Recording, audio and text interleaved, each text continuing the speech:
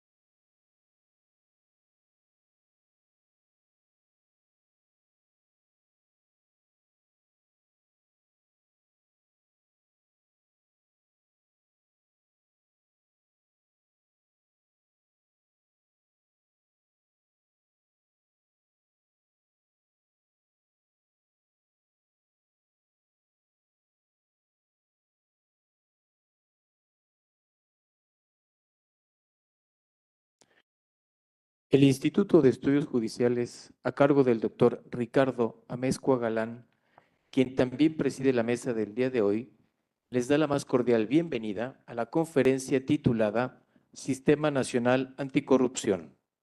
A continuación, se cede el uso de la voz al doctor Ricardo Amezcua Galán. Hola, ¿cómo están? Muy buenas tardes a todas y todos. Es un placer tenerlos aquí en el instituto en forma directa y personal. La verdad, estamos de manteles largos, como siempre comentamos, porque la verdad siempre tenemos muy buenos conferencistas, puros amigos académicos, pues de diversos lugares. En este caso, pues mi querida amiga es de hace muchos años además de amiga y conocida, pues también maestra de la Facultad de Derecho de la UNAM. También estudió, ahorita leemos brevemente su currículum, pero bueno, ha sido académica de la Facultad de Derecho de la UNAM, de la licenciatura, del posgrado, y actualmente es magistrada especializada sobre la materia que vamos a ver el día de hoy. Por eso para mí era muy importante, porque si bien es cierto que el Sistema Nacional Anticorrupción y local como sistema reflejo o espejo ya tiene pues varios años, las famosas 7 leyes que sacaron a nivel local, pero no había tomado tanta quizás trascendencia, aunque cuando menos a nivel local, sino es hasta que pues a hoy con la reforma judicial pues ya tenemos también en Ciudad de México en los tribunales locales y federales magistrados especializados en materia precisamente de disciplina. Ya iremos hablando, hoy decíamos vamos a hacer una primera introducción, es una parte general y en forma más específica porque el tema da pues hasta por una especialidad o estamos pensando hasta en una maestría en esta materia que pues tiene lo suyo como todas las materias, civil, penal, mercantil, etcétera. Bueno, pues hoy, la verdad, estamos muy contentos de tener aquí a mi querida amiga, la magistrada, que hace varios años yo tuve el honor también de ser su sinodal en su doctorado. Entonces, pues, pues ahí somos conocidos de la Facultad de Derecho de la UNAM y fue para mí un honor haber sido también parte de su sinodal, su sínodo. Bueno, pues efectivamente, vamos a ver de una vez el currículum en forma siempre breve para no robarle minutos de su ponencia, de la querida doctora Miriam Lisbeth Muñoz Mejía. Es magistrada titular de la ponencia 17 de la primera sala ordinaria en materia de responsabilidades administrativas y de derecho a la buena administración del Tribunal de Justicia Administrativa de la Ciudad de México. Es doctora en Derecho del Centro Universitario de Estudios Jurídicos, del CEJU, maestra en Derecho, especialista en Derecho Administrativo y licenciada en Derecho por la Facultad de Derecho de la UNAM, donde imparte clases. Cuenta con una preparación destacada en las materias de combate a la corrupción, responsabilidades administrativas, transparencia y protección de datos personales, ética pública, habiendo tomado múltiples cursos y seminarios de dichas materias.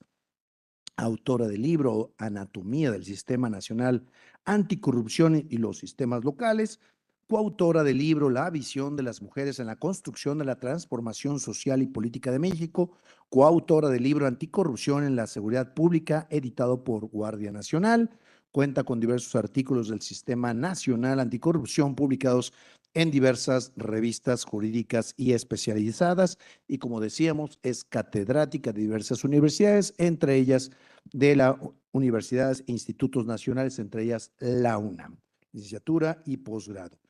Bueno, pues vamos a dar inicio y les agradecemos a los que tenemos casa llena y al mismo tiempo tenemos más de 400 personas en diferentes plataformas del Poder Judicial, en Meet, en Webex, en YouTube y en Facebook Live. Como ustedes saben, también lo pueden tomar en línea y les mandamos saludos y un fuerte abrazo a toda la gente que nos está viendo en línea. Pues la verdad es que hay mucho tráfico el día de hoy. Yo vengo de San Lázaro, hoy tuvimos la reunión de todos los directores de institutos de estudios judiciales del país, no solo de los estados de la República, también de los federales. Venimos de allá y hay mucho tráfico, entonces, pues la verdad es un honor y un gusto que todos ustedes hayan podido llegar a pesar del tráfico, ha sido quincena, entonces son los últimos días, todos estamos muy contentos de que sigamos teniendo casa llena. Muchas gracias a todos los que vienen aquí y ya les platicaré en las siguientes reuniones, que sería hasta enero, todo lo que vamos a hacer con el Instituto de Formación Profesional de la Suprema Corte de Justicia y los demás estados a través de la CONATRIP. Traemos una oferta educativa que ya se les ha platicado aquí en todas las diferentes pláticas que hemos tenido, pero la verdad es que vamos a hacer muchas cosas sobre Código Nacional de Procedimientos Civiles y Familiares en talleres teóricos prácticos, diplomados, posgrados, desde la preparatoria para quien no ha hecho su examen, licenciatura, etcétera, etcétera. La oferta educativa del próximo año va a ser impresionante. Entonces, les agradezco siempre por la confianza y vamos a dar inicio a esta plática magistral con la querida amiga y doctora Lisbeth. Muchas gracias, mi querida amiga. Vamos a iniciar. Pues gracias, muchas gracias.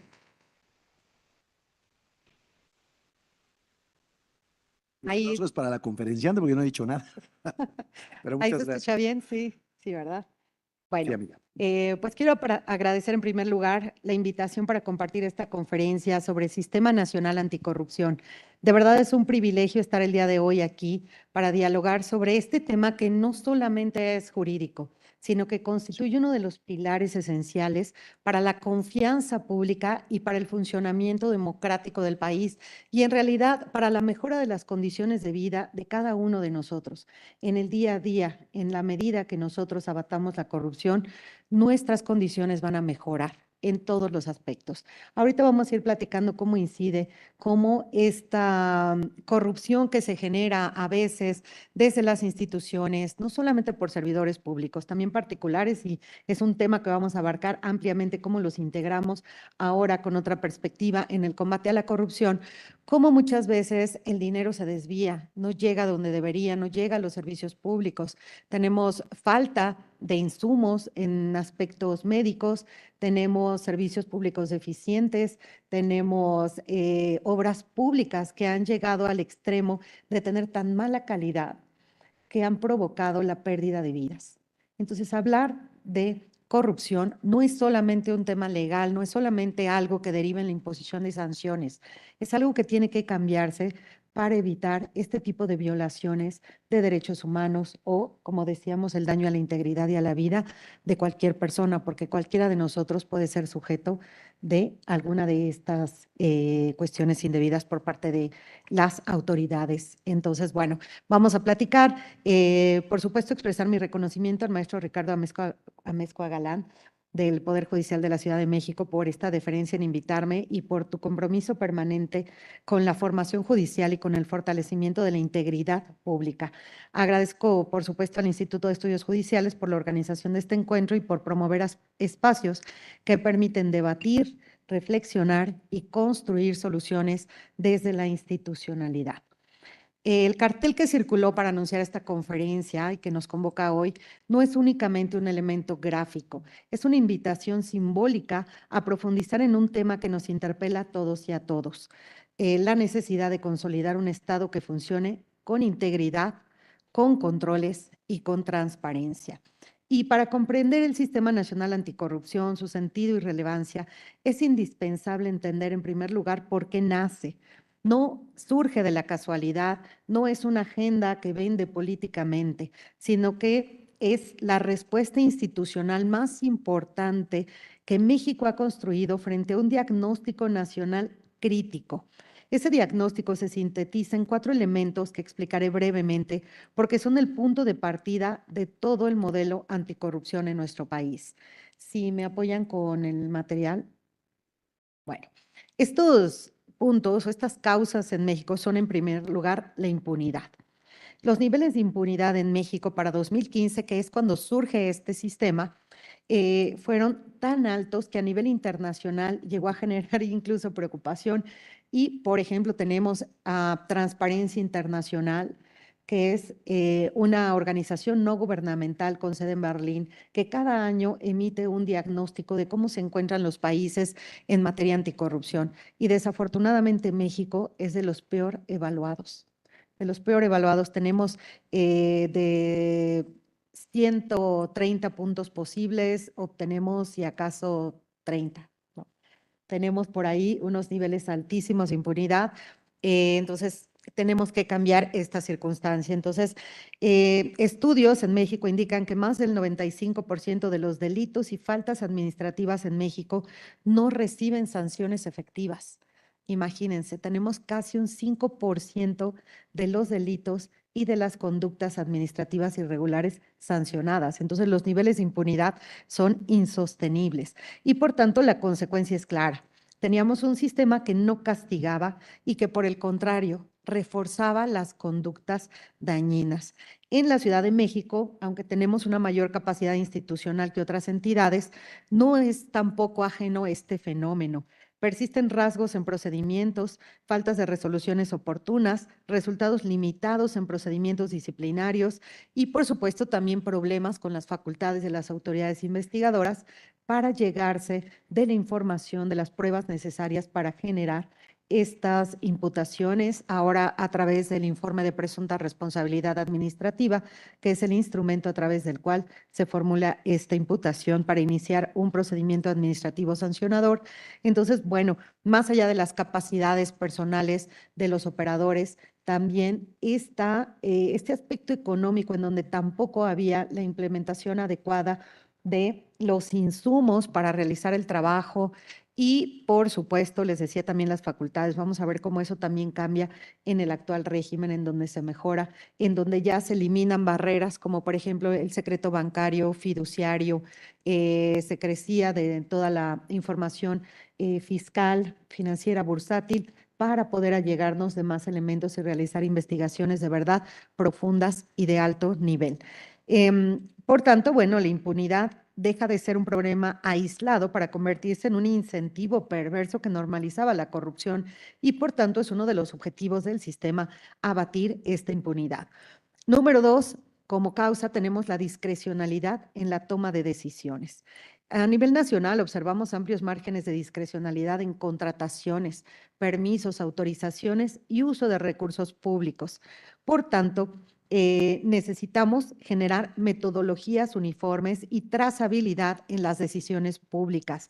La discrecionalidad sin contrapesos provoca opacidad y debilita la confianza. Entonces tenemos que mejorar también esta parte de la discrecionalidad. Lo vamos a ver cómo incluso en el procedimiento de responsabilidades administrativas, esa discrecionalidad ha cambiado para establecer con rigor catálogos de conductas sancionables, conductas que se determinan como faltas graves y faltas no graves, para que haya no solamente mayor certeza respecto de los servidores públicos y particulares que pueden ser sujetos de sanción, sino que también al momento de imputar y al momento de sancionar no quede a discreción de la autoridad cuando una conducta es grave, cuando no es grave y por tanto qué sanción amerita. Entonces estamos mejorando también en la parte procedimental. Es también un aspecto que vamos a analizar en la Política Nacional Anticorrupción, cómo ya se genera también un aspecto en donde la autoridad administrativa tiene que evitar esa discrecionalidad,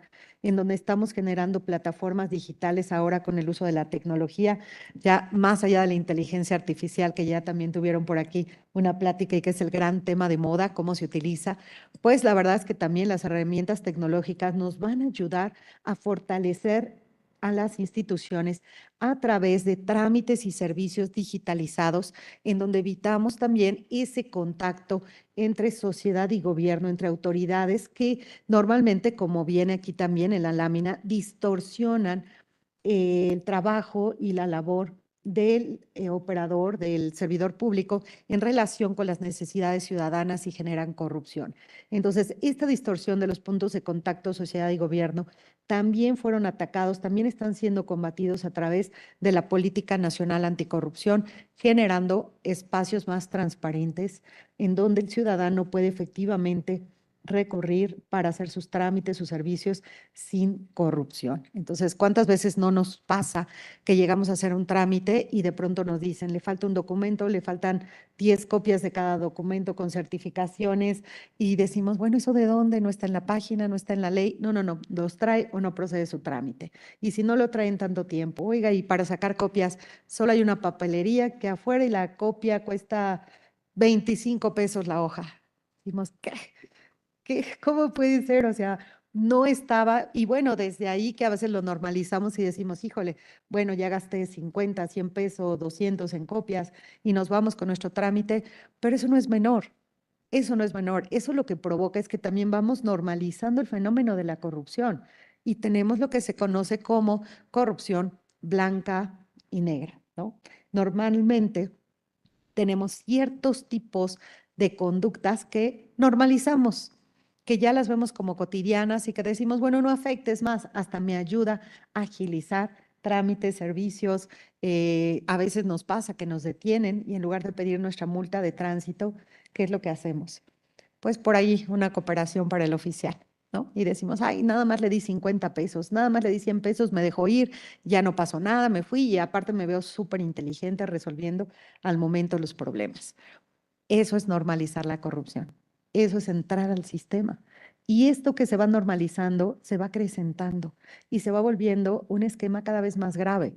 Y en algún punto puede ser que lleguemos a los niveles que tenía Singapur, por ejemplo, en los años 70, cuando de pronto para hacer uso de una ambulancia requeríamos hacer el pago de una cantidad que no estaba en la ley. Esto es, teníamos que recurrir a corrupción, a pagos indebidos para hacer uso de una ambulancia, imagínate.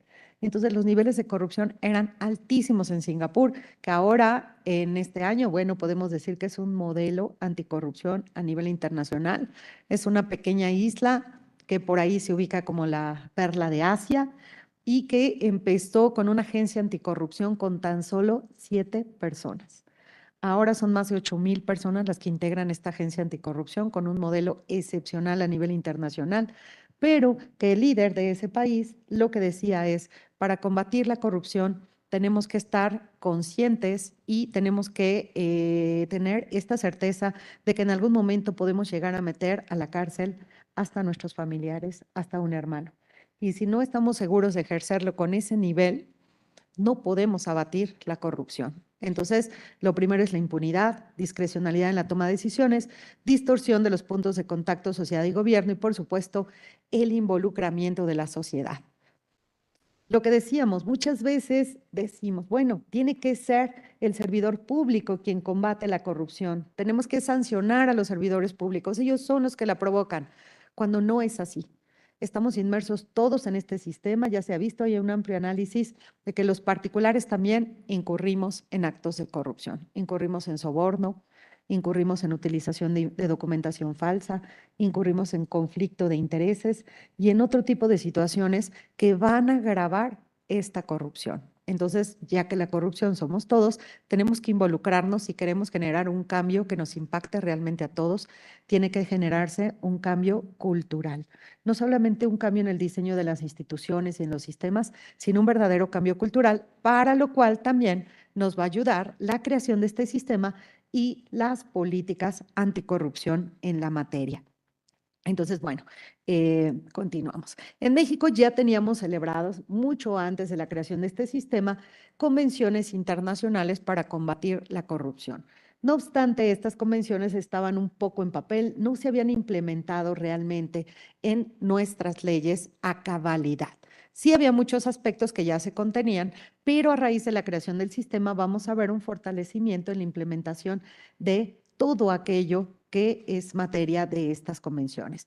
Bueno, son básicamente 3 las más importantes, que es la Convención Interamericana contra la Corrupción de la Organización de los Estados Americanos, la OEA, que se firma el 29 de marzo del 96 en Caracas, Venezuela, y fue ratificada por México el 30 de octubre del 96. Tenemos también la Convención para combatir el cohecho de servidores públicos extranjeros en transacciones comerciales internacionales de la Organización para la Cooperación y Desarrollo Económicos, ratificada por el Senado el 22 de abril de 1999. De hecho, si revisan el Código Penal, por ahí en su título 10 de los delitos por hechos de corrupción, pueden encontrar la figura del cohecho, no solamente genérico, sino cohecho de servidores públicos extranjeros en transacciones comerciales internacionales. Tenemos también la más importante y una de las más conocidas, que es la Convención de las Naciones Unidas contra la Corrupción, o también denominada Convención Mérida, porque fue firmada en esa ciudad en 2003, ratificada por el Senado de la República Mexicana el 29 de abril de 2004. Esta convención, hay un dato curioso, se firma el 9 de diciembre.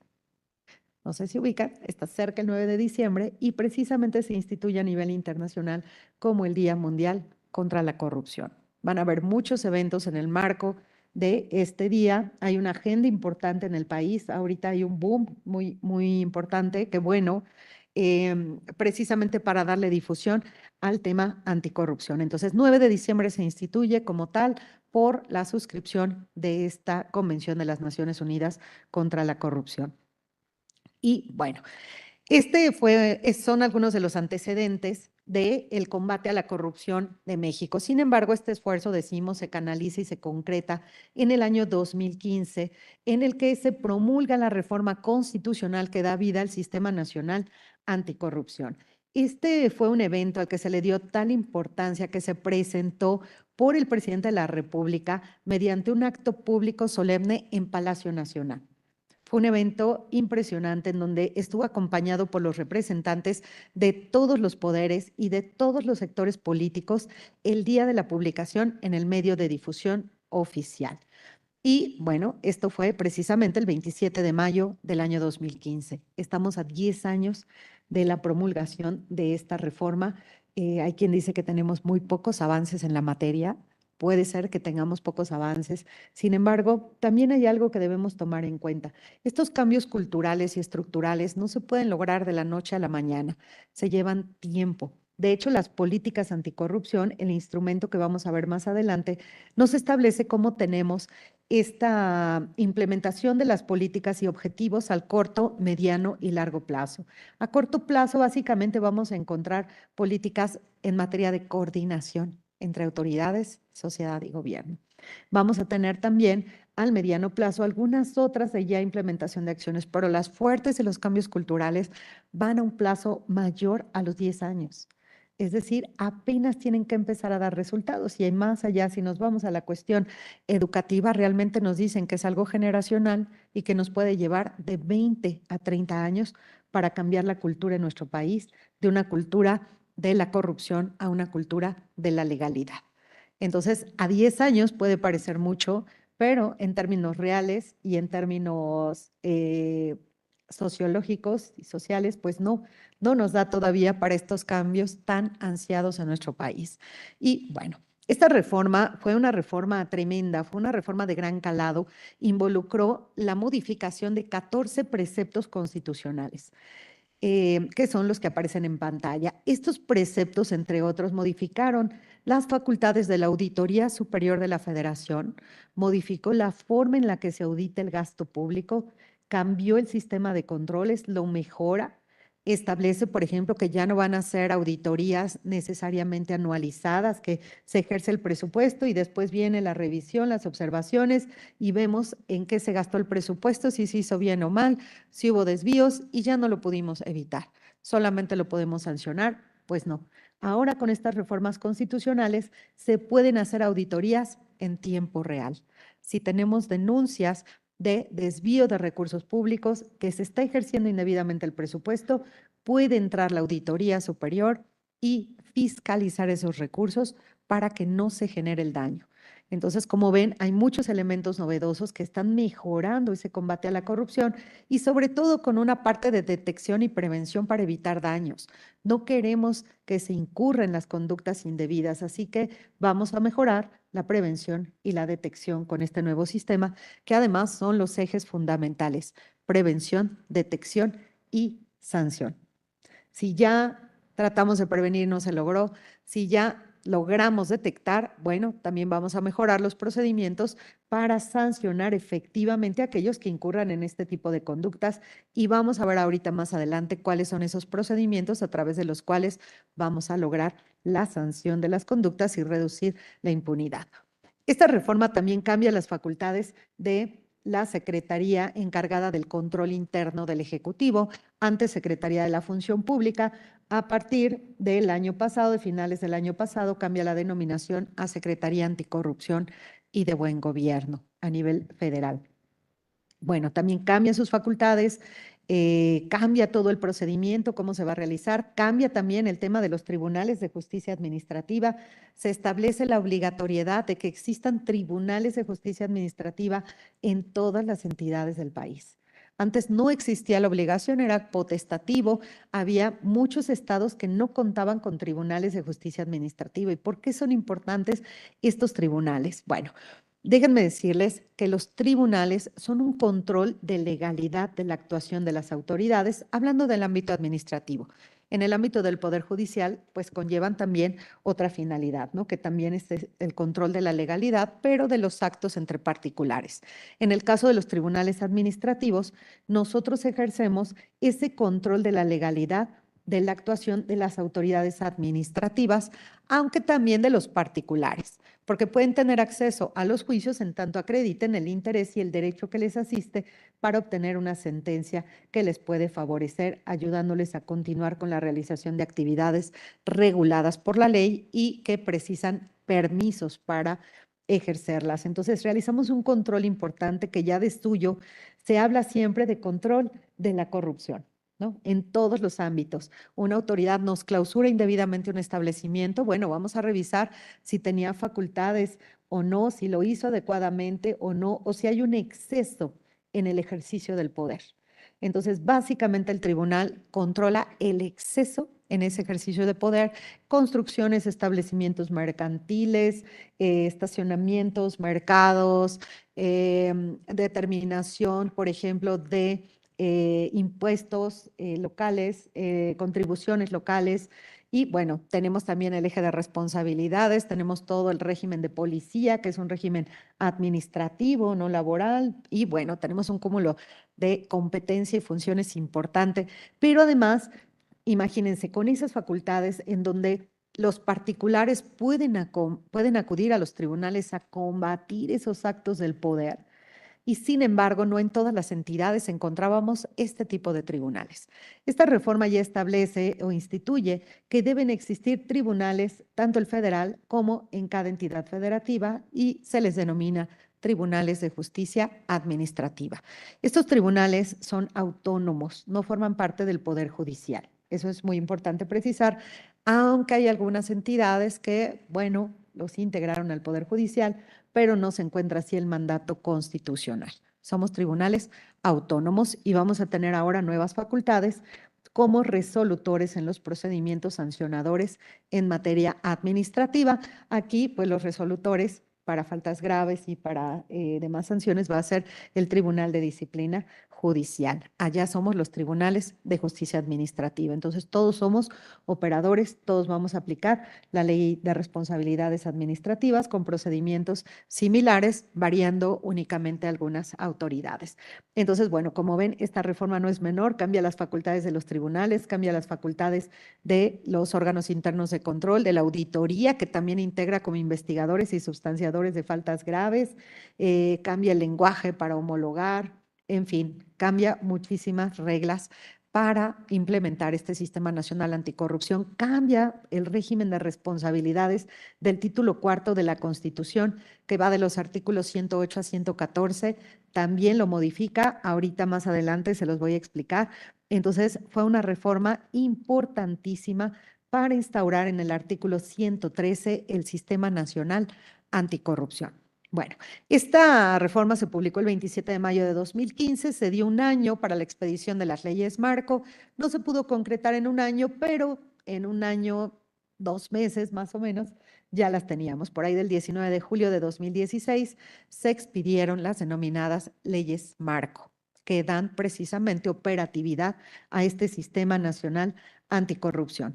Y son precisamente las 7 leyes que comentaba hace ratito el doctor Ricardo Amezcua, que se les denominó 7 leyes. No todas son nuevas, algunas sí se crearon, se abrogaron las anteriores y se expidieron nuevas, y algunas otras se reformaron. Aquí en pantalla aparecen.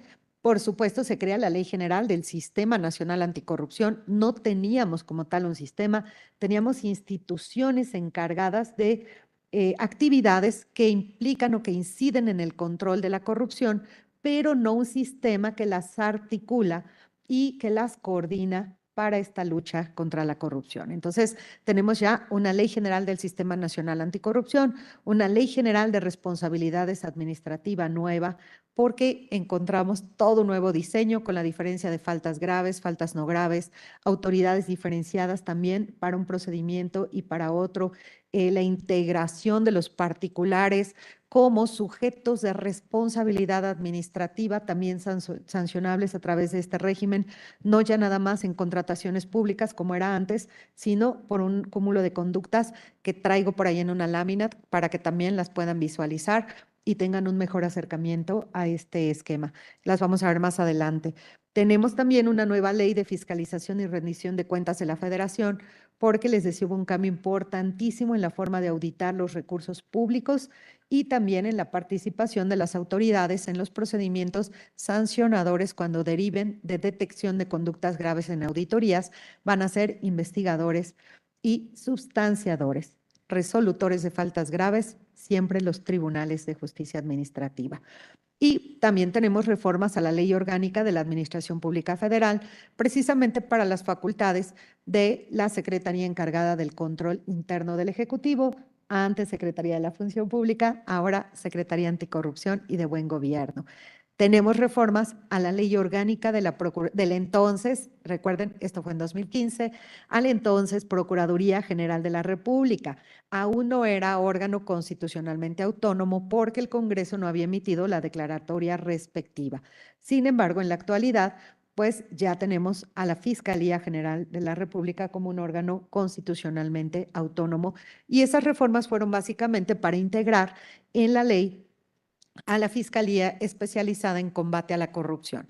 Esta fiscalía que no surge en 2015, surge desde 2014, porque ya se empezaban a realizar diversas acciones para mejorar el combate a la corrupción, como fue, por ejemplo, en 2014 también la creación del extinto INAI, ¿no? Ahora extinto, que se mejoró toda la parte de la transparencia en 2014 y también se creó la Fiscalía Especializada en Combate a la Corrupción, pero se introduce en la ley en este año. El INAI, como sabemos, pues ya desaparece como órgano autónomo, aunque la función esa permanece y la absorbe la Secretaría Anticorrupción y de Buen Gobierno. Toda la parte de transparencia va a haber un órgano desconcentrado que se va a encargar de darle trámite. Entonces, bueno, afortunadamente seguimos teniendo ahí esa parte de la transparencia que regula el artículo 6º constitucional. Y, bueno, reformas al Código Penal para cambiar el título 10º de los delitos cometidos por servidores públicos a delitos por hechos de corrupción. Un dato importante, no existe el delito de corrupción.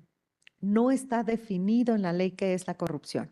Hay delitos por hechos de corrupción, es decir, conductas que al realizarse se considera que tienen una finalidad de corrupción. ¿Y qué podemos decir que es la corrupción?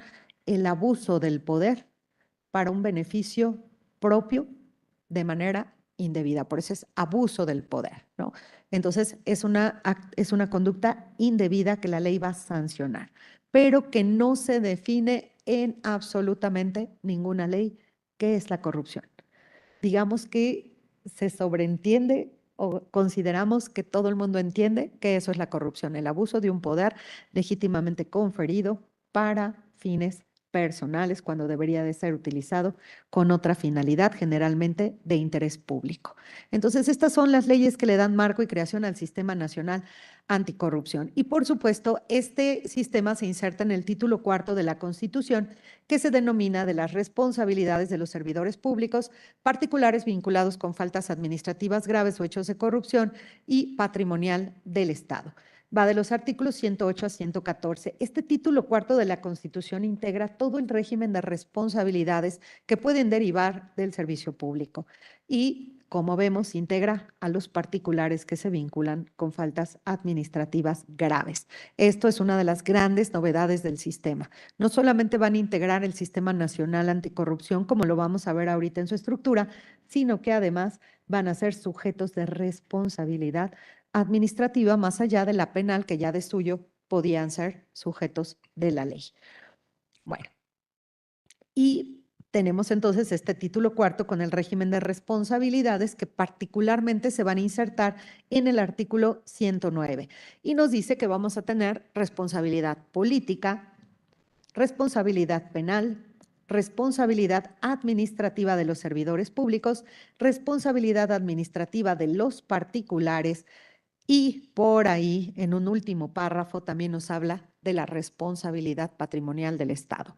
Otro de los grandes temas también, esta responsabilidad que se puede generar por la actividad administrativa irregular del Estado y que es objetiva y directa. Es decir, antes el Estado respondía, pero tenía que pasar por un procedimiento en donde se determinaba si un servidor público había incurrido en una conducta indebida que hubiera causado ese daño a una persona, a un ciudadano. Ahora no. Ahora el Estado lo asume, dice, son mis agentes, con independencia de si después los sanciono, si después repito con ellos en la parte económica para el resarcimiento de los daños causados al Estado, pues ahora el Estado responde directamente, paga y asume esta cuestión tan importante, ¿no? Que es dar la cara al ciudadano para tratar de compensar por los daños que pueden ser daño moral o daño patrimonial. Platicábamos hace ratito obras deficientes. De pronto tenemos un puente, circulamos por el puente y el puente se cae. ¿Qué es lo que va a provocar? No solamente daños económicos, ¿no? Daños a nuestra integridad o nuestra vida. Bueno, eso precisa de ser reparado por el Estado, porque era una actividad que debió controlar y al no hacerlo nos afecta. El Estado está para beneficiarnos, el Estado está para desarrollar la sociedad, las capacidades para que nosotros podamos tener una vida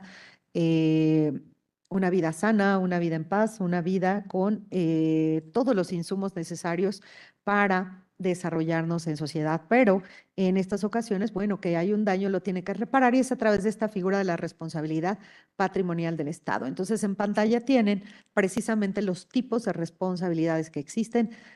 Política, penal, administrativa y patrimonial son 4.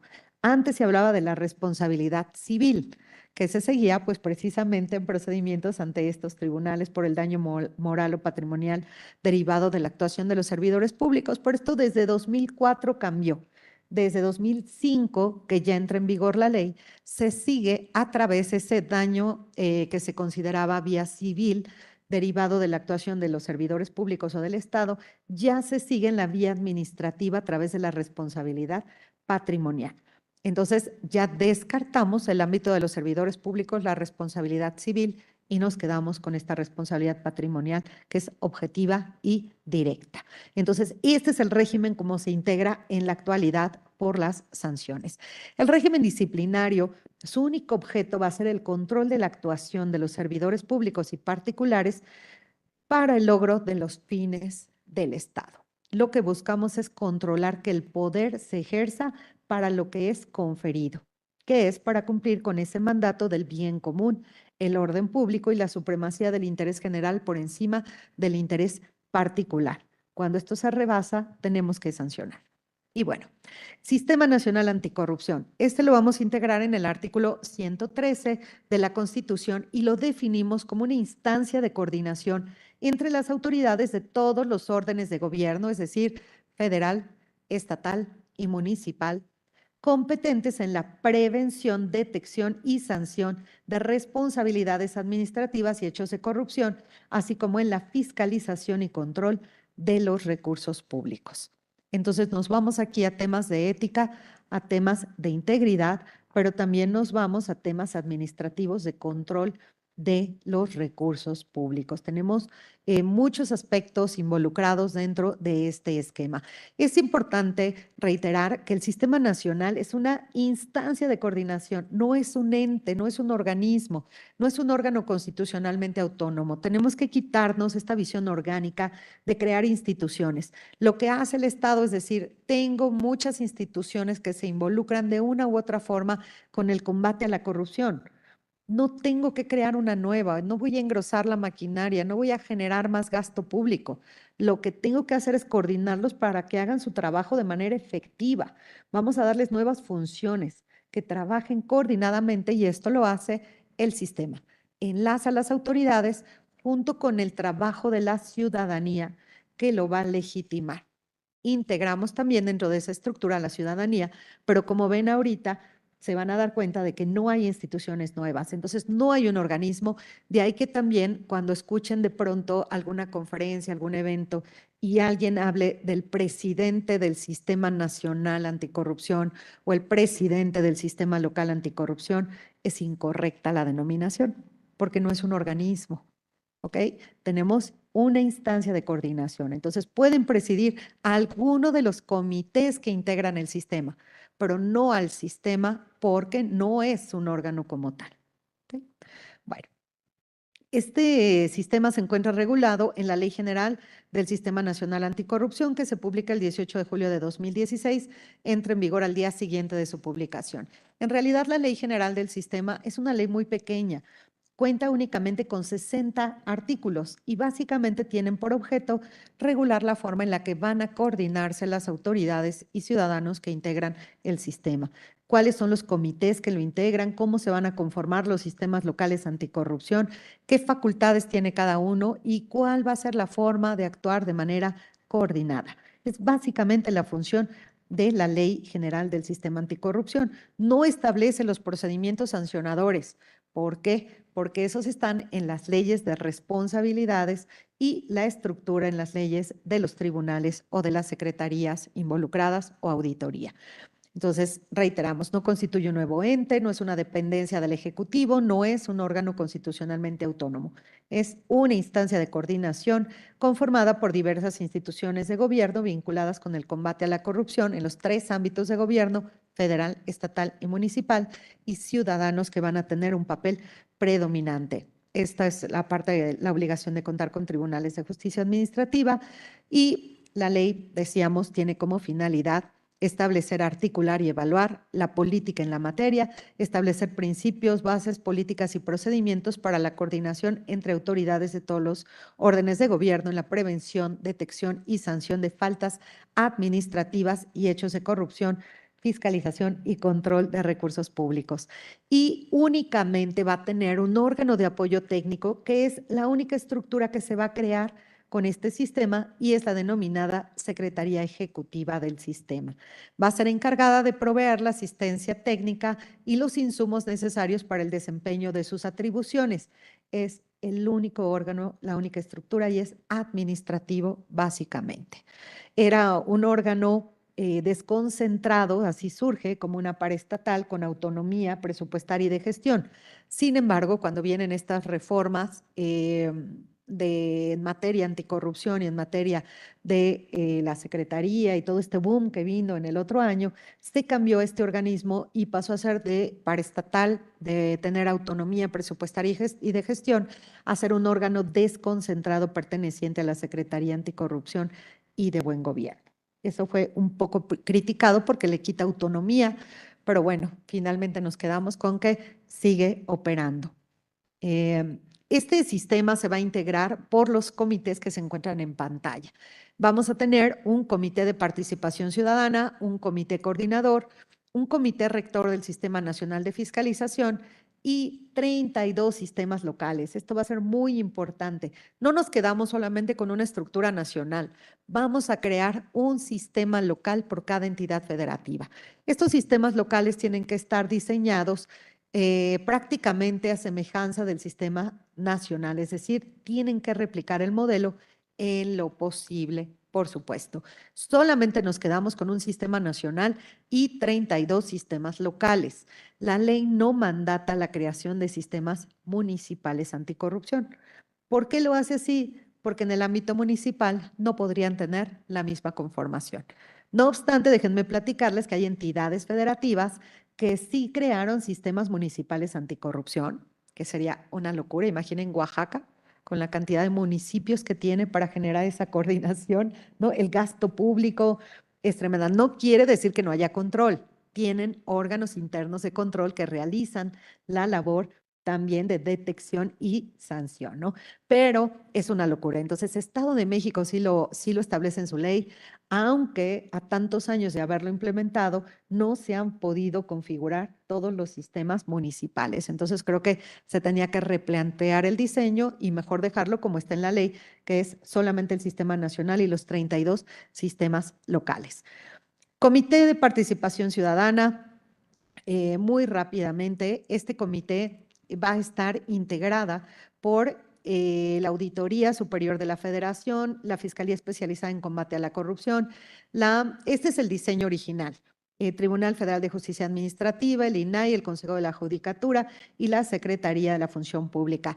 Esto pues cambia el año pasado con las reformas a la ley y actualmente la integración de este comité coordinador va a ser la siguiente. Va a integrarse por un ciudadano que es parte del Comité de Participación Ciudadana, la Auditoría Superior de la Federación, la Fiscalía Especializada en Combate a la Corrupción, Secretaría Anticorrupción y Buen Gobierno, Tribunal de Disciplina Judicial y Tribunal Federal de Justicia Administrativa. Por supuesto, por el titular o por un representante de cada órgano.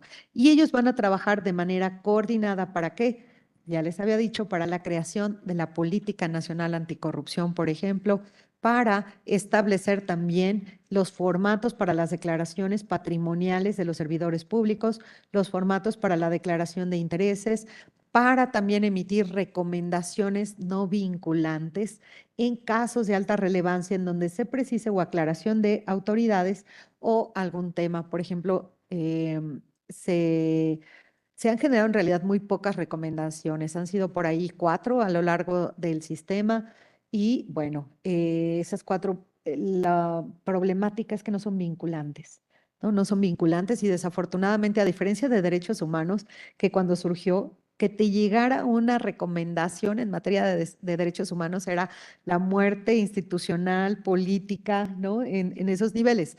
Sin embargo, desafortunadamente no ha sucedido igual con el sistema anticorrupción y con este Comité de Participación Ciudadana y Comité Coordinador que generan estas recomendaciones. Entonces, bueno, decíamos esta ley, bueno, también es importante destacar, establece los principios que rigen al servicio público, que se encuentran también en el artículo 109 y en la Ley General de Responsabilidades. Pero aquí quiero destacar que en esta ley se contiene algo muy importante que tiene que ver también ahora con la tecnología otra vez y con la información pública, con transparencia, con inteligencia artificial que también se está utilizando, y es la creación de la denominada Plataforma Digital Nacional. Esta Plataforma Digital Nacional va a tener 6 subsistemas.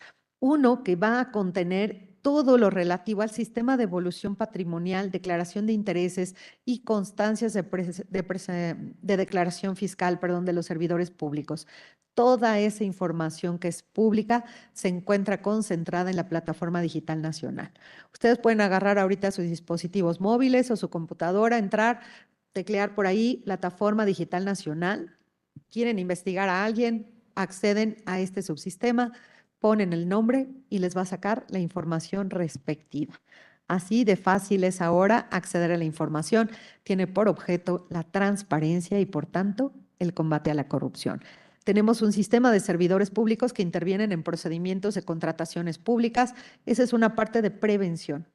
¿Quién interviene? Vamos a tener un mayor control de su evolución patrimonial, de su actividad, de los bienes de los que a veces se reputan como dueños sin estar enterados en las declaraciones. Bueno, van a precisar un sistema especial de servidores públicos y se encuentran registrados aquí. También un sistema nacional de servidores públicos y particulares sancionados.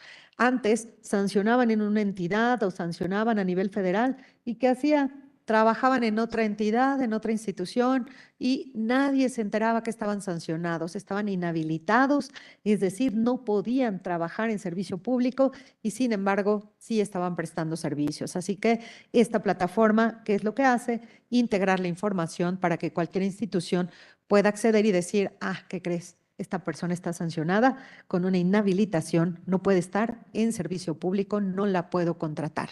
Y entonces con eso hacemos efectivo el sistema de sanciones y con eso también vamos abatiendo la impunidad, porque al final se generaba impunidad.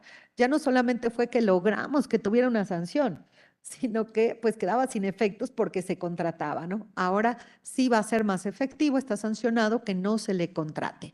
Igual pueden entrar a internet, pueden entrar a la plataforma, pueden entrar a este subsistema y teclear el nombre de algún servidor público y les va a arrojar si está sancionado, si no está sancionado y si aparece como sancionado, en qué entidad, en qué dependencia, por qué falta y cuáles son las sanciones que le fueron impuestas.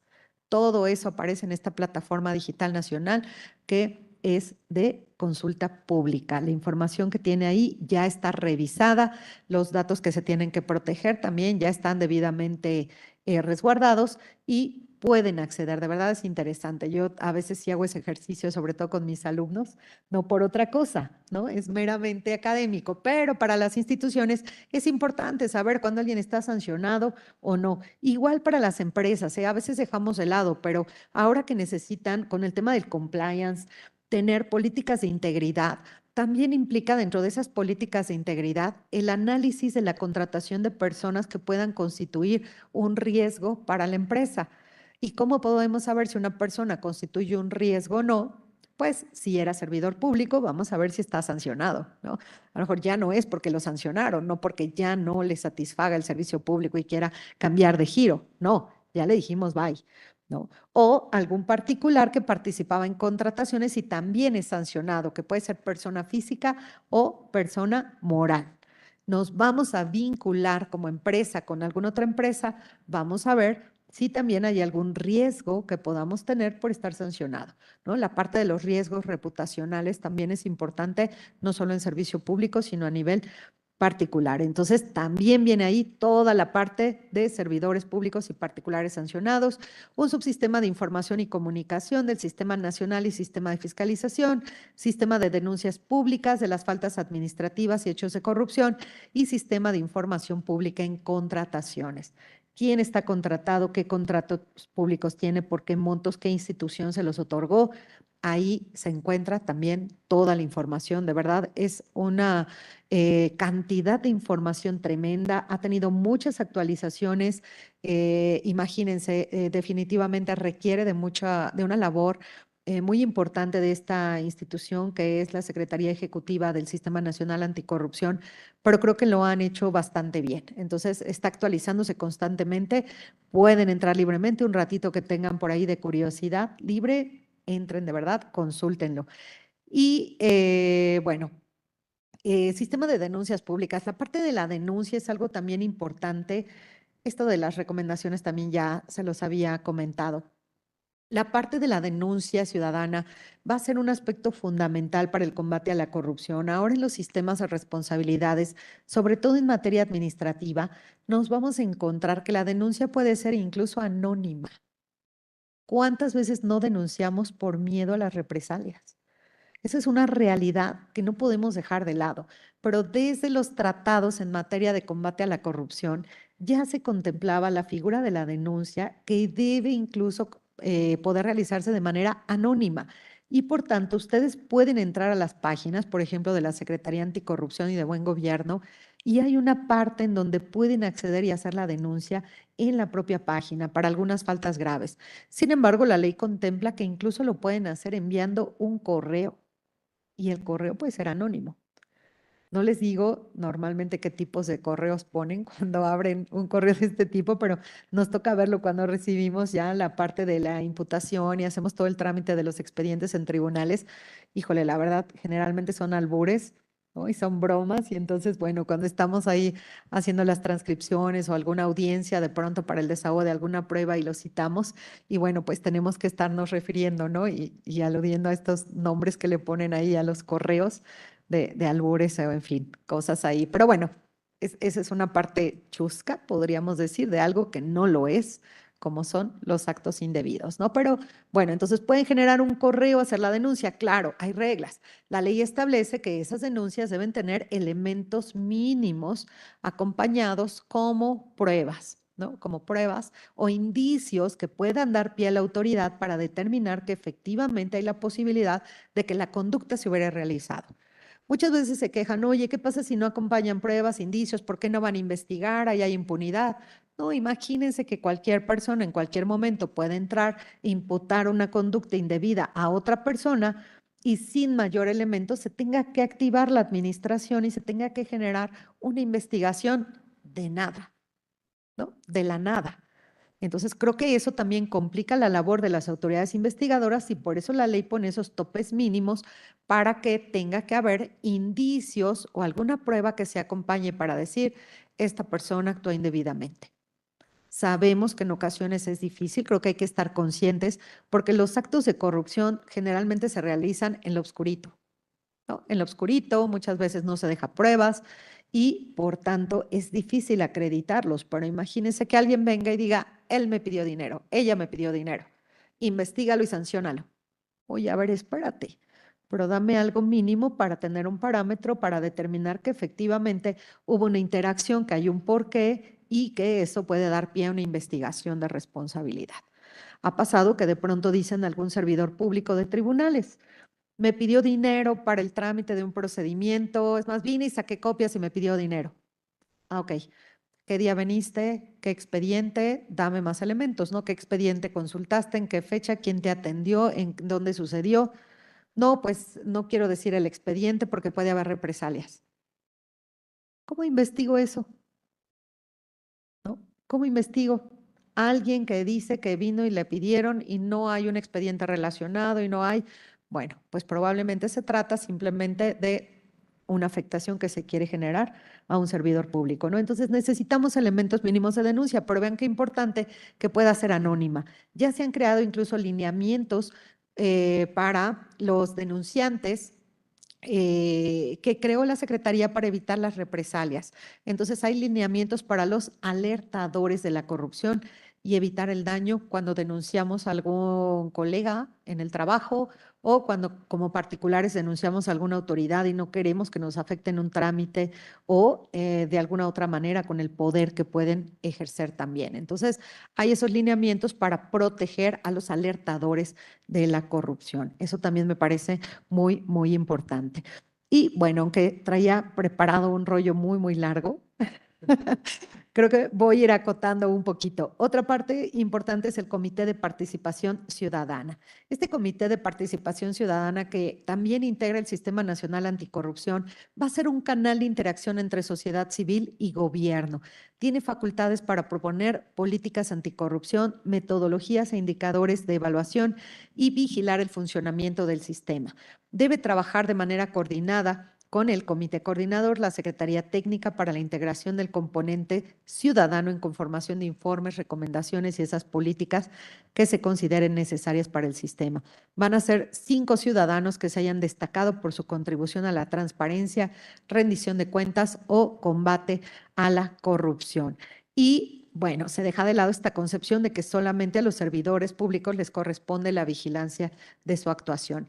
Estos ciudadanos duran en su encargo 5 años sin posibilidad de reelección y serán renovados de manera escalonada. No pueden ocupar donde el tiempo de su gestión, empleo, cargo o comisión de cualquier naturaleza en gobierno, ni cualquier otro empleo que les impide el libre ejercicio de los servicios que prestarán al comité. Es decir, deben dedicarse de manera predominante a esta alta función. Y déjenme decirles que hay entidades federativas, no quiero decir cuáles porque se van a pelear los lugares, pero hay entidades federativas que le pagan mejor a los miembros del comité coordinador de lo que ganamos los magistrados. Imagínate, amigo. En fin, sin comentarios. Y bueno, no van a tener relación laboral. Es uno de los grandes temas, el Comité de Participación Ciudadana, y únicamente voy a hacer alusión a 2 temas más. Voy a pasar aquí un poquito las funciones para la Política Nacional Anticorrupción. Esta política nacional fue aprobada el 29 de enero de 2020. Es la primera vez que México tiene un instrumento como este y hay muchos países que no lo tienen, ¿no? Ojalá que sea efectivo, ojalá que redunde realmente en un cambio social y en un cambio de mentalidad de todos para mejorar nuestras condiciones de vida. Pero bueno, en esta se propone un rumbo estratégico para combatir el problema de la corrupción. Es un plan estratégico a largo plazo que define el diagnóstico y prioridades a escala nacional, suma esfuerzos no solamente para analizar el problema, sino para delimitar las soluciones. Son acciones, estrategias y programas para prevenir, detectar y sancionar la corrupción y es un documento integrador establecido como obligatorio. Esta política nacional, déjenme decirles que otro aspecto importante es que como se crean 32 sistemas locales, esta política se va a enfocar en aspectos sí generales del país, pero se establece la obligación de que cada entidad federativa a través de su sistema local anticorrupción, a su vez va a crear su política local anticorrupción. Y eso me parece fundamental porque los problemas del sur no son los problemas del norte, ¿no? Los problemas que tenemos en Chiapas en materia de combate a la corrupción no van a ser iguales que en Michoacán, que en Guanajuato, que en Baja California o que en Quintana Roo. Entonces es importante que cada uno atienda las condiciones particulares de su sociedad, de su gobierno y haga esta propuesta efectiva para que sean combatidos de una manera local.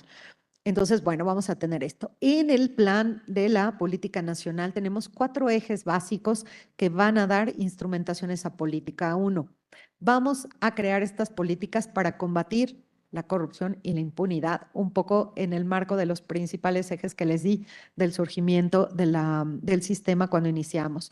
2, tiene por efecto abatir la arbitrariedad y el abuso del poder. 3, promover la mejora de la gestión pública y de los puntos de contacto sociedad y gobierno, y también involucrar a la sociedad y al sector privado en esta lucha. Son los 4 ejes de la política nacional.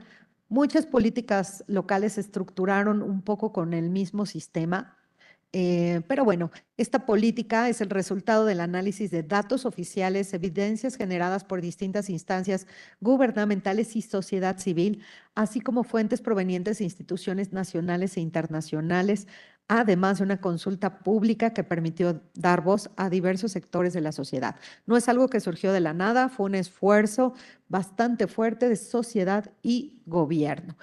Y entonces, bueno, también hay una política de implementación. Como vemos, hay unos cambios importantes para el combate a la corrupción, es decir, con sistemas locales anticorrupción. Casi todo el país ya tiene sus sistemas locales y sus políticas. No obstante, hay 2 que andamos por ahí faltando.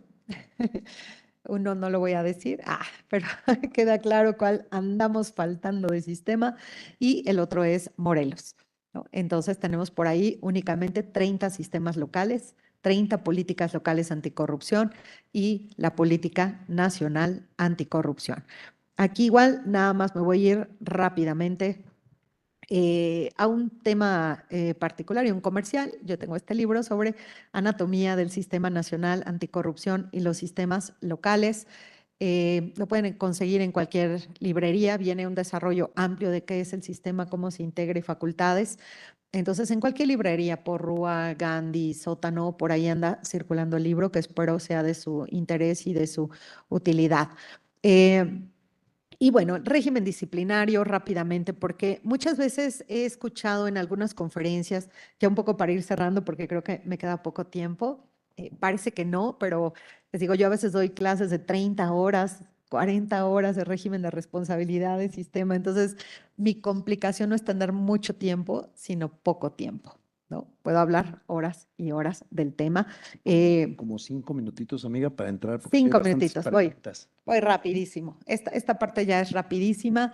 Igual y después mejor nos aventamos otra conferencia sobre procedimiento disciplinario y esta materia que también va a ser del tribunal, más bien que es del Tribunal de Disciplina Judicial. Ahí va a aplicar la ley con los mismos problemas que hemos tenido nosotros ya en los tribunales, que tenemos 6 años ya aplicando la ley de responsabilidades. Entonces, he escuchado a veces que dicen, ¿cómo van a aplicar las leyes? ¿Cómo van a sancionar? Nosotros aplicamos la ley del sistema nacional, nosotros aplicamos el sistema. No, no es el sistema lo que se aplica, somos parte del sistema. Lo que aplicamos son las leyes en materia disciplinaria.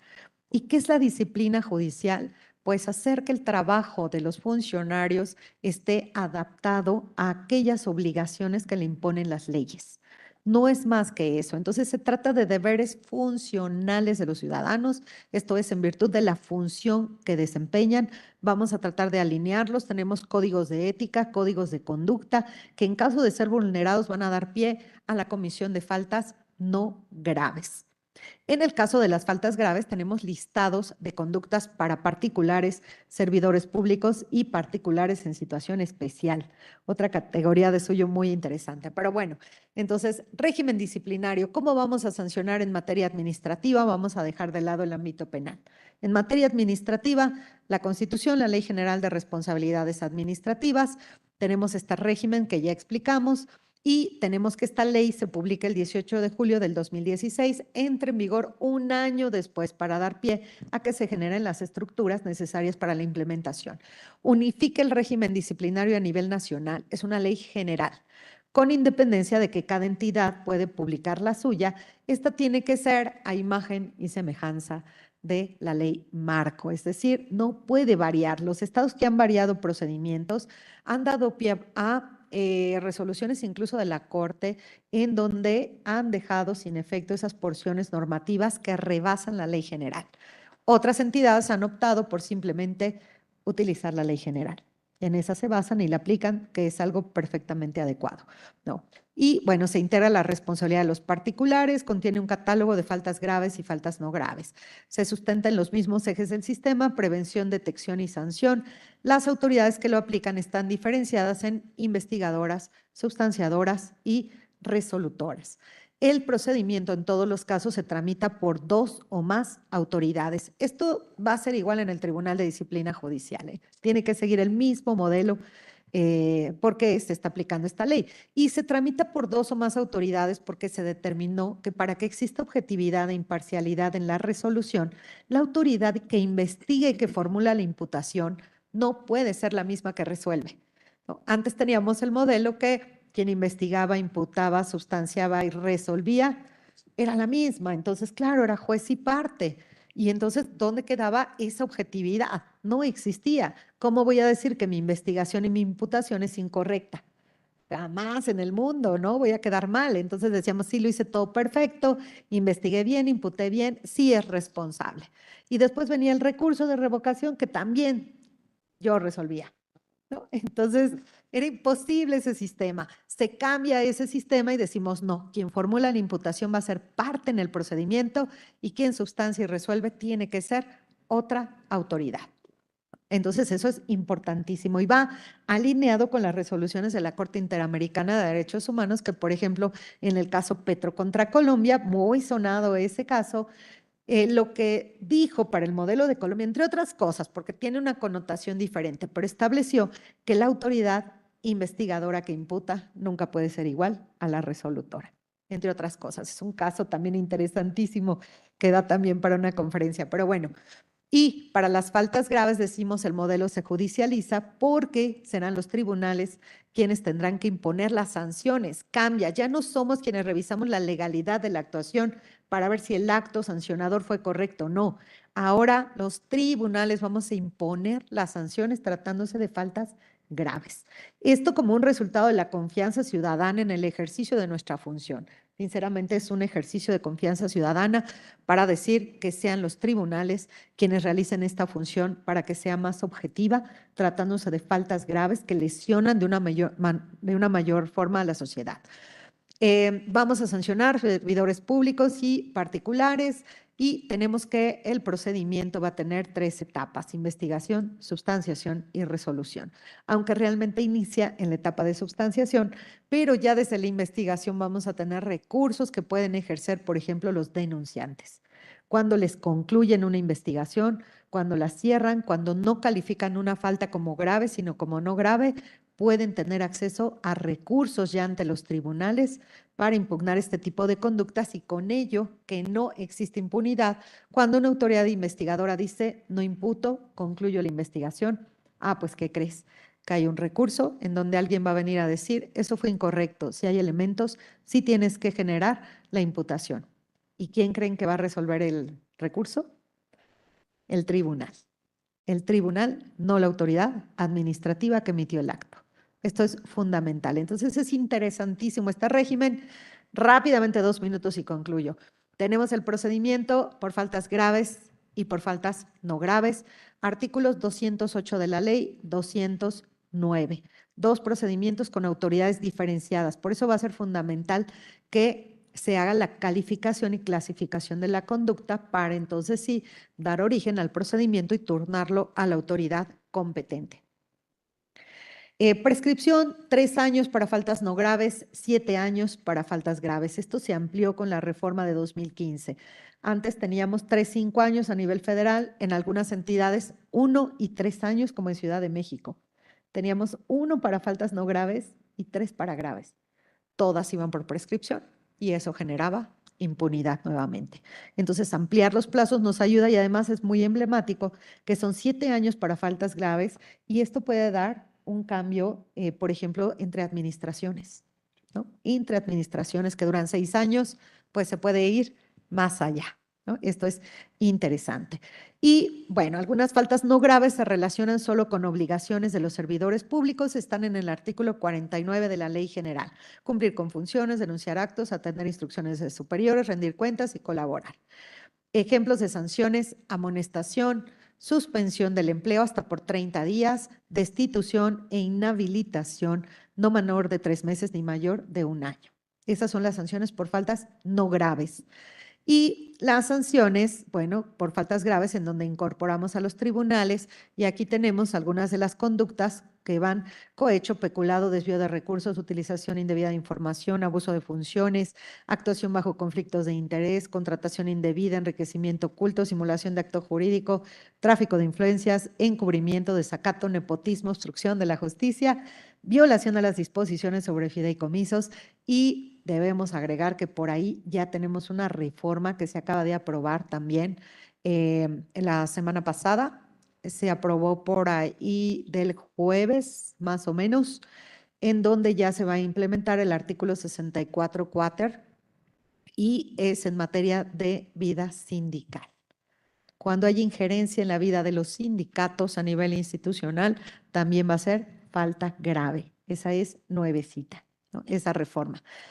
Y bueno, ¿cuáles son las sanciones que se pueden imponer? Suspensión, pero ahora no es hasta 30 días, sino es de 30 a 90 días, destitución del empleo, cargo o comisión, sanciones económicas en caso de que la falta le genere beneficios al servidor público, inhabilitación temporal hasta por 20 años. Podemos retirar a un servidor público del servicio hasta por 20 años. ¿Lo hemos hecho en el tribunal? Sí, lo hemos hecho. Sí hemos aplicado sanciones hasta por 20 años cuando consideramos que es de tal gravedad la conducta que precisa una sanción de tal naturaleza, ¿no? Que es grave, ¿no? Lo hemos hecho. Sanciones también: pago de indemnizaciones cuando la falta provoque daños y perjuicios a la hacienda pública. Sí imponemos sanciones económicas, sí imponemos indemnizaciones, es bastante habitual, desafortunadamente. Actos de particulares vinculados con faltas graves. Pueden ser soborno, participación ilícita en procedimientos administrativos, tráfico de influencias, utilización de información falsa, colusión, uso indebido de recursos públicos, contratación indebida de ex servidores públicos que los pueden beneficiar con la información que conocen, y hay un tope en la ley para la contratación. Estos pueden ser sancionados, recordemos, pueden ser personas físicas o personas morales. También a las empresas las sancionamos ya, cuando sus representantes actúan en nombre y representación de ella y obtienen un beneficio para ellos. Tratándose de personas físicas, por ejemplo, les podemos imponer sanciones económicas que van de la cantidad de 100 hasta 150,000 veces el valor de la UMA. Inhabilitaciones para participar en adquisiciones, arrendamientos y servicios de 3 meses hasta 8 años. A los particulares hasta 8 años para participar en licitaciones. Y indemnización por daños y perjuicios ocasionados a la hacienda pública. Tratándose de personas morales, podemos imponerles sanciones económicas, vean la cantidad, hasta 1,500,000 veces el valor diario de la UMA. Imagínense una sanción de esa naturaleza, ¿no? De verdad tenemos facultades importantes de acuerdo con la ley. Inhabilitación para participar en procedimientos de contratación hasta por 10 años. Una persona moral que incurre en una actividad indebida, las retiramos 10 años. Pero también podemos imponerle suspensión de actividades hasta por 3 años. Imagínate, quedar fuera, cierran 3 años, acabas con la empresa, ¿no? Acabas con la empresa. Entonces también son sanciones significativas que tienen que serlo así precisamente para que sean inhibidoras de conductas. Y también podemos disolver personas morales. Llegamos hasta allá, la muerte legal de la persona moral. Disolución de la sociedad. Y por último, también podemos imponer indemnizaciones por los daños y perjuicios ocasionados a la hacienda pública, de acuerdo con el monto que hayan generado del daño. Y esta categoría que se me hace muy importante ya para ir cerrando, que es la de los particulares en situación especial. Estos pueden ser candidatos a cargos de elección popular, miembros de equipos de campaña electoral, miembros de transición entre administraciones del sector público y líderes de sindicatos del sector público, directivos y empleados. en los casos en que su conducta implique exigir, solicitar, aceptar, recibir o pretender recibir algún beneficio de los del 52 que se refiere a cohecho, ya sea para sí, para su campaña electoral o para las personas a las que se refiere este artículo, es decir, familiares hasta el 4º grado, amigos, compañeros de trabajo, que son esquemas o tipologías de la corrupción en donde hemos visto que se disfrazan esos beneficios. No los recibo yo directo, pero lo recibe alguien cercano a mí. Bueno, pues la ley también lo contempla. Y esto a cambio de otorgar o ofrecer una ventaja indebida en el futuro en caso de obtener el carácter de servidor público, también sancionados. Entonces, como ven, es un catálogo súper amplio a través del cual estamos combatiendo. En el caso de Poder Judicial, pues tenemos a los tribunales de disciplina judicial que van a tener independencia técnica y de gestión, se integran por 5 magistrados electos y sus funciones. Claro, vamos a tener órganos especializados, pero prácticamente van a investigar, sustanciar y resolver procedimientos de responsabilidades de personas juzgadoras y de Poder Judicial en los que les pueden sancionar. Además, van a tener por ahí un órgano de evaluación de desempeño. También estas investigaciones pueden ser de oficio o por denuncia o atraer procedimientos relacionados con faltas graves o delitos, ordenar medidas cautelares de apremio y emitir sanciones. Son resoluciones definitivas e inacatables y en el caso de delitos darán parte al Ministerio Público y van a contar con 2 órganos auxiliares de autonomía, el de evolución de desempeño judicial y el órgano de investigación de responsabilidades administrativas. La parte del procedimiento ya no nos va a dar tiempo. Y con esto voy cerrando un poquito nada más, si me permiten, nada más decir, a 10 años de la creación del Sistema Nacional, el país ha recorrido un camino complejo y lleno de aprendizajes. El sistema nace como una apuesta ambiciosa, pasar de esfuerzos aislados a una arquitectura coordinada capaz de prevenir, detectar, investigar y sancionar la corrupción con una lógica de sistema y no de piezas sueltas. Hoy, una década después, podemos ver que el sistema es mucho más que un diseño constitucional. Es un marco de exigencia pública que nos obliga a asumir con seriedad la integridad en todas nuestras funciones. Nos enseña que la corrupción no se combate desde una sola trinchera. Por ello, integra comités coordinadores, auditorías, fiscalías especializadas, órganos internos de control, tribunales y plataformas que permiten rastrear información relevante sobre contrataciones, declaraciones, servidores sancionados y denuncias. Esta arquitectura no fue un fin en sí mismo, fue el inicio de una nueva forma de entender la rendición de cuentas. Pasamos de un discurso moral a la operación con métricas, indicadores y evaluaciones. Dentro de esta estructura, los sistemas locales también se traducen en una operación efectiva de ese diseño. Sin embargo, aquí tenemos que analizar que la ética es el pilar que va a integrar el trabajo de todos. La ética tiene que ser el pilar fundamental y dejar de ser un concepto abstracto para convertirse en ese eje rector de la función pública y de la vinculación que tienen los particulares con esta. La integridad es la antesala de cualquier política anticorrupción. Ningún sistema, ninguna ley, ninguna plataforma digital pueden sustituir el valor de la conducta individual y del compromiso institucional. Por eso los códigos de ética y de conducta son más que documentos normativos, son el mapa que guía nuestra actuación. Son el escudo contra los conflictos de interés, el recordatorio también de que la función, en nuestro caso la investidura judicial, se sostiene por principios irrenunciables de imparcialidad, independencia y profesionalismo. Pero la ética y la integridad por sí sola no bastan. Por eso existe este régimen de responsabilidades administrativas. Y bueno, tenemos que decir que la disciplina judicial no compite con el régimen de responsabilidades, sino que lo complementa. Somos un engranaje que permite detectar riesgos, corregir desvíos, sancionar conductas indebidas y construir una conducta institucional donde la integridad sea la norma y no la excepción.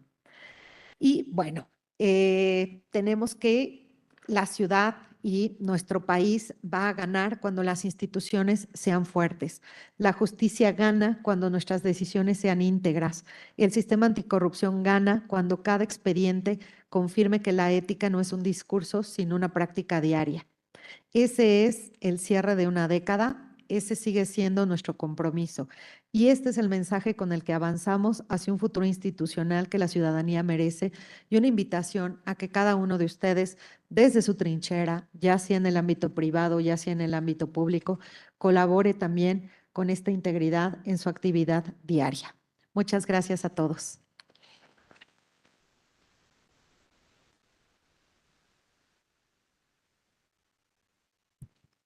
Bueno, pues creo que es bastante significativa la ponencia de la querida amiga y magistrada, que pues como ustedes lo acaban de ver, pues nos da un marco general de la ley del sistema, porque recuerden que esto es todo un sistema en términos de Nicolás Lomas, de la teoría de los sistemas del maestro, y que pues se tiene que ver desde ese punto de vista. Es un marco normativo amplio, federal y local, y bueno, pues nos quedan, creo que como cuando es un posgrado uno o una licenciatura, creo que quedan más dudas que aclaraciones, porque precisamente uno va aprendiendo más y entonces uno va pues teniendo muchas más dudas, pero ya especializadas. En ese contexto, y no es una casualidad que precisamente por eso, si se fijan, primero quisimos agotar en los días martes anteriores la parte de ética judicial. Por eso estuvimos viendo en este ciclo de conferencias de los martes ética judicial para después entrar de lleno a esta materia que se nos cruzó la Navidad, pero la idea es seguir invitando obviamente a la querida magistrada, que quién mejor que ellos, que son los órganos especializados ya en revisión, en segunda instancia, pero pues también estos recursos que tienen de todos los órganos que dictan faltas no graves y faltas graves ya para resolver. Entonces, es un sistema interesantísimo. A mí me apasiona mucho el sistema nacional y local anticorrupción. Era parte de lo que hacíamos los consejeros de la judicatura, pero ya con una versión revisada, pues con las nuevas leyes y esto que pues afortunadamente poco a poco pues va aterrizándose en estos sistemas. Entonces, creo que tanto para la sociedad, que debe de conocer cómo poner una queja y que tenga realmente un buen fin, como uno cuando presenta una demanda, pues uno lo que quiere es que tenga un fin, ¿no? Cuando tiene prestaciones y hechos, pues igualito cuando meten una queja. Y desafortunadamente lo que nos pasaba como consejeros es que la gente luego no sabe interponer bien estas quejas, que recuerden que tienen que estar bien sustentadas, igual que una denuncia, una demanda, pues también tiene que tener pues esta parte pragmática en un sistema que tiene que estar bien los hechos, tienen que estar bien probados, elemento teórico o jurídico o el elemento de la norma, pero no solamente el elemento normativo, el elemento fáctico, las pruebas, y luego por falta de pruebas, no saberlas aportar, pues se caen muchas denuncias, demandas y también estas denuncias administrativas y pues el elemento precisamente de los hechos, o sea, una buena narración que lleve a un final, pues que lo que se quiere es que si hay falta administrativa, hechos con apariencia de quizás de una falta administrativa o hasta de delito, pues se dé vista al Ministerio Público. Bueno, pues por eso es importante, no solo para la sociedad, que conozca cómo interponer una buena queja administrativa o denuncia, en su caso, faltas graves no graves, sino también para los servidores públicos, porque también podemos estar sujetos a una denuncia pues, que no tenga sustento, no esté bien fundada o motivada, que también sucede. Entonces, creo que esta especialización, porque en materia civil, penal, administrativa y laboral, pues hemos tenido cursos y pláticas y vamos a seguir. Les comentaba que veníamos de esta reunión nacional con todos los directores, con mis homólogos de otros estados de la República el día de hoy y también lo federal para varias cuestiones, pero de materia disciplinaria poco se habla, pero pues lo tenemos que hacer y con quién mejor que pues con las personas que son magistrados especializados. Entonces, pues invito a mi querida magistrada nuevamente, porque lo hicimos hace ratito, estábamos haciendo la entrevista de qué íbamos a hablar, que siempre acostumbramos, pero le vamos a dar también mucha fuerza a esto, porque pues recuerden, ahora tenemos esto que se transformó el Consejo de la Judicatura a un órgano de disciplina, entonces creo que a todo mundo nos interesa conocer pues el fundamento, la motivación. Hemos visto en una primera aproximación la parte normativa, constitucional y convencional, pero creo que ahora nos faltaría la parte ya más aterrizada de la última parte que ya no dio mucho tiempo, esto es el tiempo, pero la verdad creo que daría perfectamente, cuando menos, y en términos de la doctora, pues para un taller mínimo de 3 días, ¿no? Entonces, ojalá lo empecemos a armar. Y luego a futuro, ya también invitaba a mi querida amiga magistrada y doctora, pues para una especialidad. Esto da para cuando menos una especialidad, sino para una maestría. ¿Ya hay maestrías y doctorados, mi querida magistrada? Esto seguro que sí. Sí, yo les comentaba que incluso en el Tribunal de Justicia Administrativa de la Ciudad de México tenemos también nuestro instituto y tenemos maestrías en anticorrupción, especialidades también en la UNAM. Yo imparto En la clases querida también UNAM. en la especialidad en responsabilidades administrativas. Tenemos en la licenciatura también una optativa ya de régimen jurídico anticorrupción, pero sí hay maestrías y especialidades. Entonces aquí sería muy interesante tu propuesta Sí, que haces hace un ratito por favor. de estructurarlo, sobre todo porque Sí. cualquiera puede ser sujeto de este régimen de responsabilidades. Si no son operadores, pues pueden verse involucrados y también es muy importante conocer cómo se debe seguir el procedimiento y lo que decías que es fundamental la denuncia. ¿Ante quién denunciamos? ¿Cómo denunciamos? Que en realidad no tiene un formato específico, lo único que te dice la ley, lo que bien comentabas, ¿no? Sí. Vamos a acompañarlo de estas pruebas mínimas para iniciar una investigación, ¿no?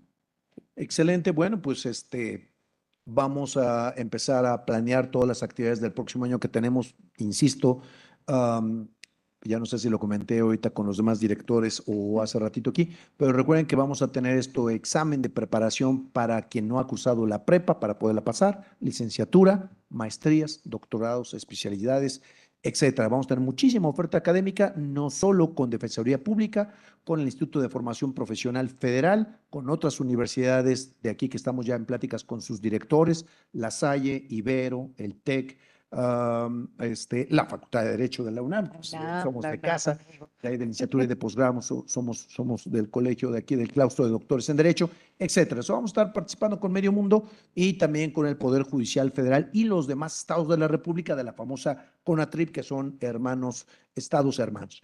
Pues vamos a tener una oferta educativa impresionante y bueno, la que no habíamos contemplado, pero pues derivado de esto, pues creo que estaría muy interesante empezar a planear una especialidad o quizás hasta algo más, ya lo iremos platicando, que nos coadyuves, te lo pediría muchísimo tu asesoría, mi querida magistrada, pues para una maestría o quizás hasta un doctorado pues, en 2 años.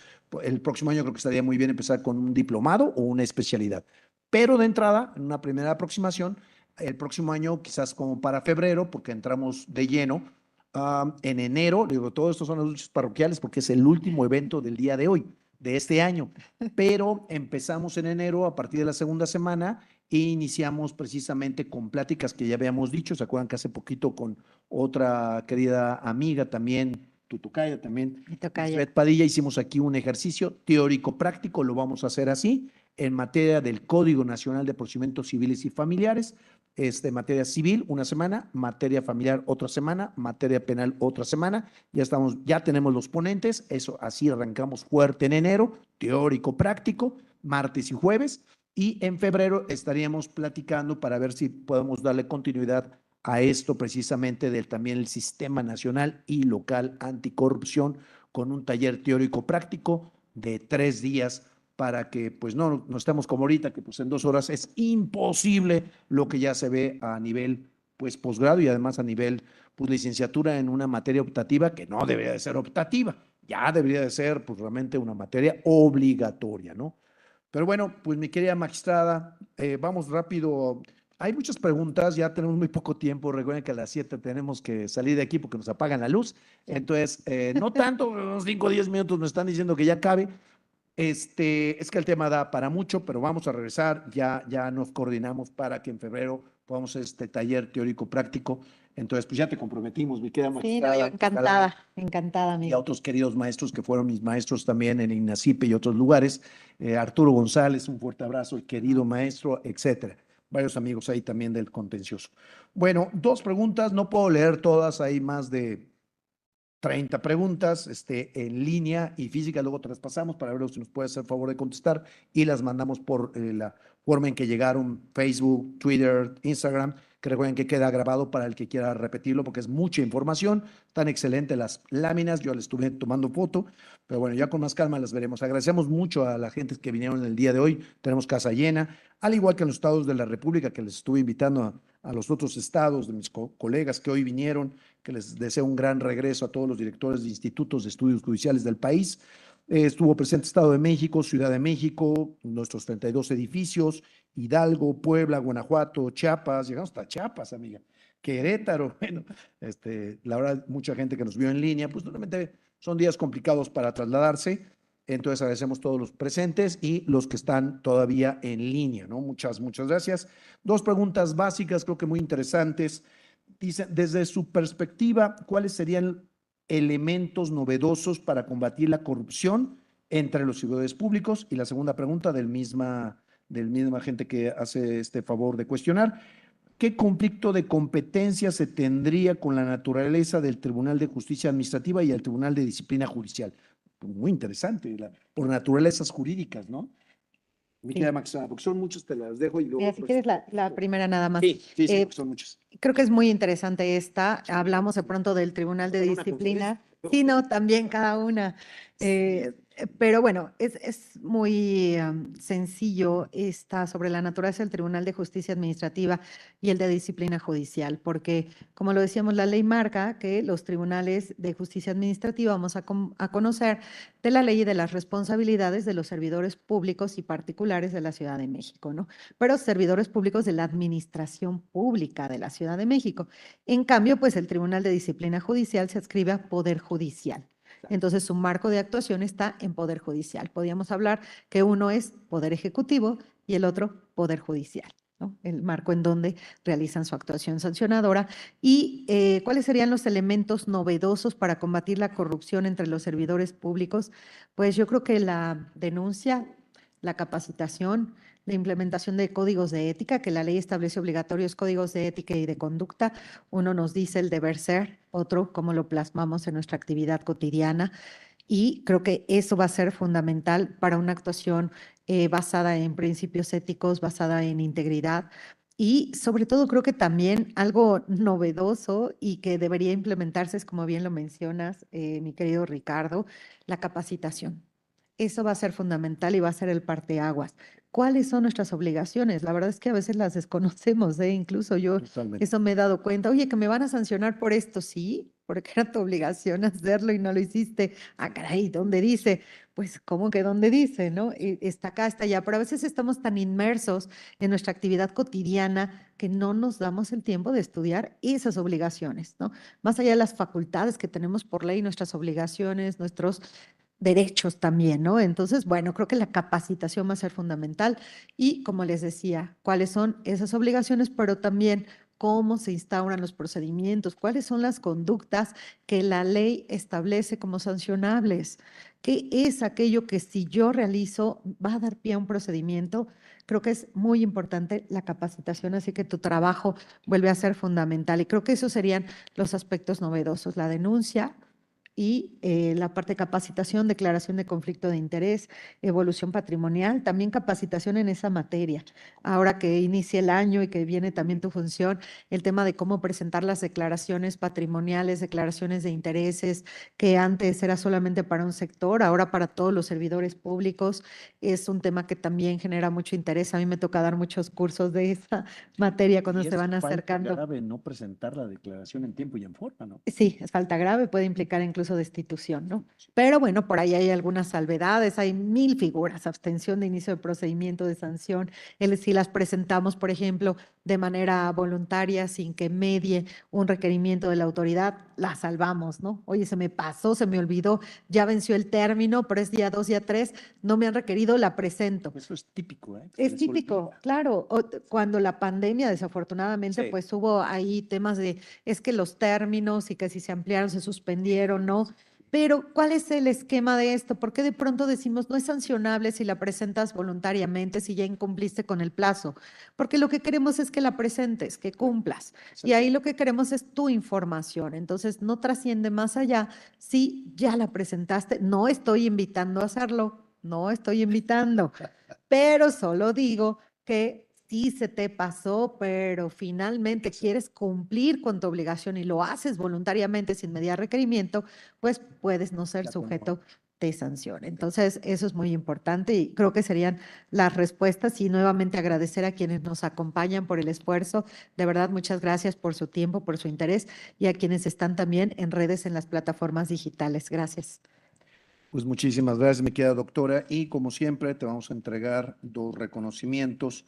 Te manda un fuerte abrazo nuestro querido presidente del Poder Judicial de la Ciudad de México y del órgano de administración. Los 2 magistrados te mandan un fuerte abrazo y un Gracias. reconocimiento con el título efectivamente de tu nombre, magistrada y doctora Miriam Lisbeth Muñoz Mejía, con el tema de la conferencia magistral del día de hoy, última del cierre de año. Estás haciéndonos el gran favor de manteles largos, estamos contigo cerrando la última del año Gracias. y primero Dios en febrero iniciamos con estas de martes y jueves, porque lo que vamos a iniciar en enero son talleres y creo que estaría bien empezar a armar ya un taller pues por lo vasto del tema, Sí. Lo vasto del tema, y la verdad que no se había hecho en esta materia nada. Entonces, pues te agradecemos muchísimo que tú estás Gracias. haciéndonos el favor de inaugurar esta materia aquí en el Tribunal Superior. Muchas gracias, querida amiga. Sobre este tema, Sistema Nacional de Anticorrupción, con el día de hoy, 2 de diciembre del 2025, es el reconocimiento, ahorita te lo damos y nos tomamos la foto, y los que gusten venir al frente, como siempre acostumbramos, para una foto, también se los agradecemos muchísimo, y también te mandan de ambos magistrados revista del Tribunal Superior de Justicia y otros libritos que para que los leas en diciembre, amiga. Muchas gracias ya para las vacaciones. A las vacaciones. Muchas gracias a todos los que estuvieron aquí y te entrego este reconocimiento. Gracias, amiga. Mira, aquí les voy a poner para Los una. que gusten acercarse a la fotografía oficial del cierre del evento y del año, se los agradecemos. Y bueno, también tenemos aquí, recuerden, pues ya pusimos la Navidad aquí en el instituto. Los que quieran pasar a ver en este piso, en el quinto y en el sexto, nos quedó muy bonito a los compañeros. La parte navideña, si gustan pasar, quedó preciosa, le echaron muchas ganas aquí. Gracias a todas y a todos por haber venido. Y quiera venir a la fotografía oficial, se los agradecemos mucho. Que tengan muy buena tarde, cerramos evento, saludos en casa. Gracias.